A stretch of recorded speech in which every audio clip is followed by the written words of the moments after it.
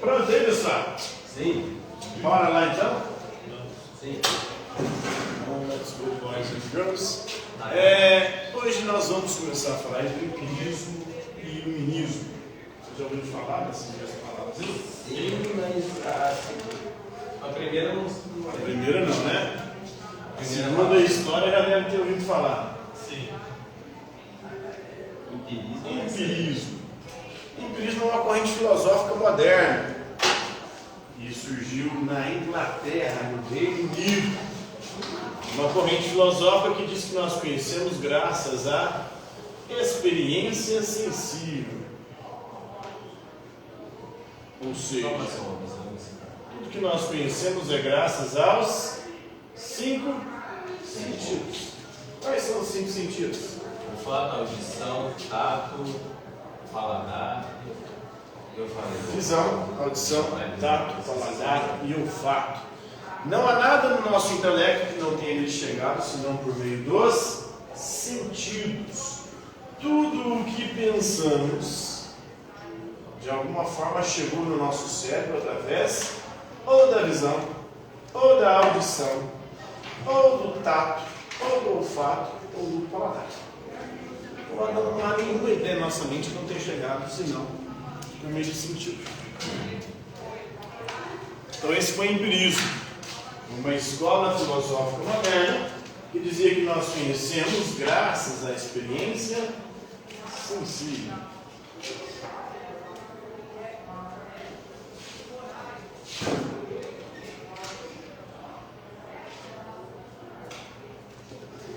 E o que foi o iluminismo?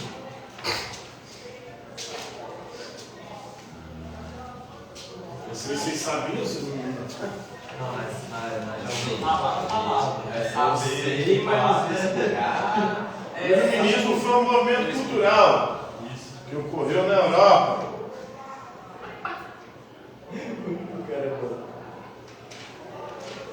No século XVIII. Esse movimento cultural dizia que há uma luz que deve guiar a humanidade. Qual que é a luz que deve guiar a humanidade? A luz da razão. Aqui o iluminismo estava se contrapondo ao quê? A religião. Eles chamavam a Idade Média de Idade das Trevas, da escuridão. Por quê? Porque as pessoas na Idade Média se deixavam guiar e conduzir pela fé, pela religião, pelo medo de Deus. Né? Para eles, a fé é trevas, é escuridão, porque só conduziu a humanidade a guerras, a conflitos, a divisões. Somente a razão, a ciência e a tecnologia pode nos conduzir ao progresso. Somente a razão, a ciência e a tecnologia pode nos conduzir à liberdade, pode nos libertar. A religião só traz B.O. Na Idade Média nós tivemos as cruzadas. Mas, de certa forma, esse pensamento deles também é ruim, porque a razão trouxe algumas. Sim, mas eles estavam no século XVIII, né? A razão, a crença no progresso e a crença que a ciência e a razão iriam resolver todos os problemas da humanidade deu B.O. no século XX. Logo no começo do século XX, a razão e a ciência produziram armas com potencial de destruição para o planeta. Nós tivemos a Primeira Guerra Mundial de 1914 e 1918. Aí depois, no século XX, eles vão começar a questionar. A fé cega na razão e na ciência vai começar a dar lugar à dúvida. Eles vão começar a dudar. Peraí. A razão e a ciência não resolveram os nossos B.O.s. Pelo contrário, trouxe B.O.s agora com potencial de destruição muito maior. Aí foi piorando, né? Foi escalando pra pior. Aí eu não sei como é que tá. O problema, na verdade, não é a religião, a ciência. É o ser humano. É o ser humano. Porque Qualquer coisa que você colocar na mão dele, ele vai fazer aquela coisa se tornar algo muito pior. É como o Lopes disse. Ele pode usar aquilo tanto para o bem, para salvar vidas, quanto para o mal, para destruir. Geralmente usa mais pro mal. Usa pro mal achando que tá usando pro bem. Porque é treinado. Às vezes acha que está, né? Rapaz, Igual o Einstein, ele participa do início, né, ali, da formulação das bombas atômicas. Depois ele vaza do projeto quando ele viu qual era a finalidade. Ele não sabia Mas fogueira. o conhecimento que ele produziu ajudou. Foi o. Tem aquele O Oppenheimer. filme, né? Oppenheimer, né? Eu quero ver aquele filme. Eu não assisti não. Mas você sabe a história dele? Oi? Você sabe a história dele? Por alto. Né? Eu vou ver o filme. Eu já vi alguma coisa, mas eu não vi com atenção suficiente para falar não. Mas é porque o filme, ele Não não é é um uma filme de ação. ação, um filme de super-herói, tá ligado? É um filme histórico, tá ligado? É tratar um momento histórico. Ele é mais lento. É normal. Então essa é a crença do iluminismo do século XVIII. O século XVIII foi um século de crença, né? O XIX também. Eles acreditavam que a ciência, a razão, a tecnologia resolvia todos os problemas da No humanidade. final do século XIX já começou essas coisas aí. Não, mas ainda está de boa, teve a Belle Époque, ou Belle Époque, né? Na transição do século XIX para o século XX, estava ali num período áureo de desenvolvimento, né, tecnológico, estava no auge da segunda revolução industrial, no desenvolvimento dos automóveis, dos aviões. Então, as telecomunicações, a invenção do telefone. Então, teve muita coisa ali que foi, cara, o mundo só vai ficar melhor. Eu queria muito pegar uma máquina, se tivesse uma máquina do tempo e para esse período só para observar como é que foi.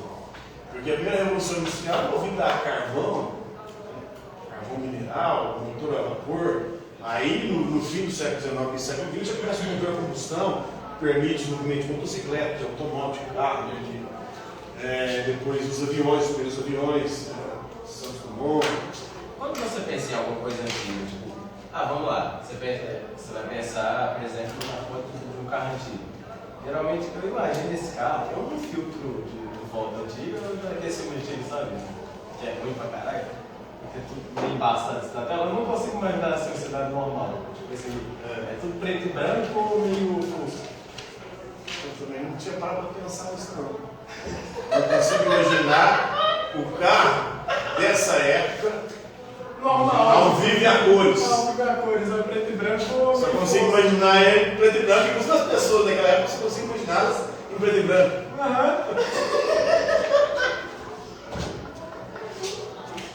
É engraçado como é que a imagem condiciona a nossa forma de pensar. É igual, por exemplo, se você vê um filme e depois vê o livro. É totalmente diferente. Além de ser diferente, você começa a imaginar os personagens do livro como os personagens do filme. A fala. Até a fala. A imagem, ela condiciona o nosso pensamento, depois a nossa imaginação. Então é interessante que você falou, eu não tinha parado de pensar nisso. Pior que é verdade, eu não consigo imaginar esses carros pela vida. Apesar que tem as novelas de época que mostram. Mas aí já viu que eles colocam a cor fosca pra... Às vezes eles mesclam, né? Mas eles tem dão cor também. Eles deixam a cor mais desfocada, assim, um pouco mais borrada pra mim, pelo menos. Aí eu tô lá olhando, eu não consigo imaginar de outra forma, tipo, normal, aqui assim, ó, essa mesa. Aí entra aquele empirismo, né? É a experiência sensível. Ela é muito mais forte do que a nossa imaginação. Ela vai depender daquilo que a gente teve acesso através do sentido. Aí não, eu vou passar por preto e branco. Fudeu. Diferencia racionalismo, empirismo e empriorismo kantiano. O empirismo a gente viu que é uma escola filosófica que diz que nós conhecemos graças à experiência sensível, ou seja, graças aos 5 sentidos. O racionalismo é uma escola filosófica que diz que nós conhecemos graças à razão. Ou seja, vai festejar o dia todo de ficar sabendo. Então você, a gente conhece graças a quê? A razão ou a experiência? A razão a experiência gera um pouco de razão, quanto mais você tem experiência, você tem razão. Porque os animais têm sentidos. Ele não produz conhecimento. Os animais têm sentidos, 5 sentidos, ele tem experiência. Mas eles não produzem conhecimento. Talvez para eles mesmos sim, tipo, eles vivem em sociedade geralmente. Tem animais bem inteligentes, elefantes Mas não tem inteligência a ponto de produzir conhecimento e ciência. Sim. Eles se reproduzem de forma instintiva, têm um aprendizado rudimentar, não tão sofisticado como nós. Estou esperando o dia que eu vou ver um cachorro falar. Pois é, não tem cachorro que fala, não tem cachorro que comunica, não tem cachorro que desenvolve ciência, O meu cachorro abre não fome. tem cachorro que faz casa de madeira, de tijolo, de cimento. João de Barro sempre faz a casa dele massa, não é o João de Barro fazendo a casa dele, outra coisa. Pode até fazer umas diferentes das outras, né? Uma de 2 andares, às vezes 3 andares. Esse tipo de coisa, viu? Se a Sabiá, não, né? A Joana de Barro trai e fecha ela dentro da casa, né? Você sabe disso? Caraca. Se ele pegar a fêmea e trair, ele fecha ela dentro da Ela casa. morre lá dentro? Ela tá morrendo. E se ela conseguir bicar e sair? Não dá, né? Porque seca, né? Depois que seca. Ele pega o barro molhado e vai montando a casa, né? O barro todo Então quando ele está molhado, ele é maniado, depois que vira barro.